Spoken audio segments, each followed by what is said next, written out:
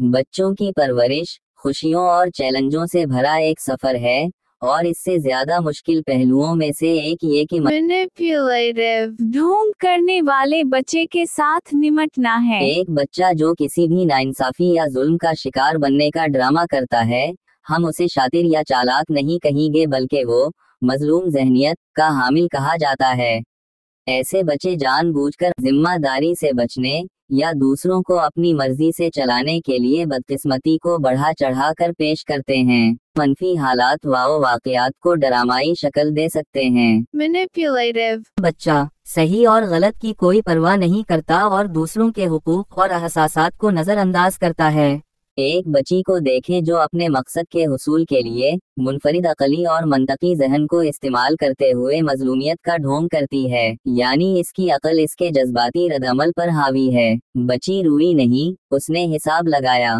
खाम जज्बाती रद्दअमल की बजाय बड़ों की तरह जोड़ तोड़ के बाद एक किस्म की मकारी का मुजाहिरा किया। बच्ची ने कहानी घड़ी कि बड़ी बहन ने इसके साथ लड़ाई झगड़ा किया, इसकी चीजें बखेर दी और आखिर में ताली बजाकर थप्पड़ की आवाज पैदा की, जिसे सुनते ही उसका बाप दौड़ा आया और इसकी बड़ी बहन को बालों से पकड़कर दूसरे कमरे में ले गया कि उसने छोटी बहन के साथ मारपीट की। जाहिर है बाप ने बड़ी बच्ची को डांटा होगा।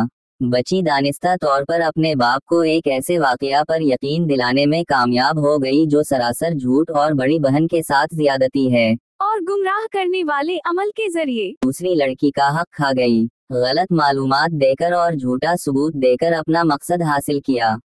धोखाधड़ी एक मनफी अमल है जो एतमाद और रिश्तों को नुकसान पहुंचा सकता है। सदमे या दर्द के लिए जज्बाती रद्दअमल की उनकी कमी तेज हिकमत अमली के साथ मिलकर एक खतरनाक नौयत का इशारा देती है। उसने बका के तरीका कार के तौर पर अपने जज्बात को दबाना सीख लिया। खौफ या दुख जाहिर करने की बजाय उसने सूरत हाल को बर्दाश्त करते हुए रास्ता तलाश किया और अपने मकसद यानी मतलूबा फूड को हासिल कर लिया।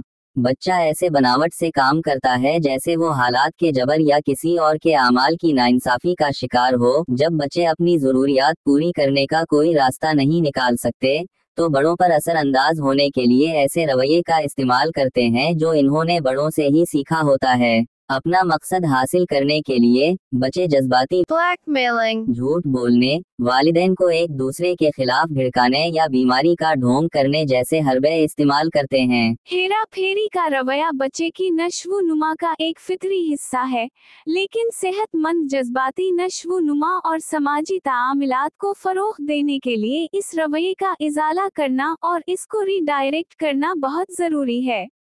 बच्चे का ढोंग रचाने का रवैया अक्सर अपनी जरूरियात को पूरा करने या अपने माहौल पर कंट्रोल का एहसास पैदा करने के लिए सीखे हुए मौरूसी नहीं के हरबे से होता है। बहुत से बच्चों के लिए ये आमाल बदनीयती पर मबनी नहीं होते, बल्कि बाउंड्रीज को जांच चुने और मतलूबा नतीजा हासिल करने का एक हरबा हो सकते हैं। इस रवैये से निमटने के लिए हमदर्दी, मुस्तकिल मिजाजी और क्लियर बाउंड्रीज की जरूरत है। और बच्चों को धोखे और ढोंग के हथकंडों को तक़वियत देने की बजाय बातचीत की बेहतर महारतें तैयार करने में मदद करनी चाहिए।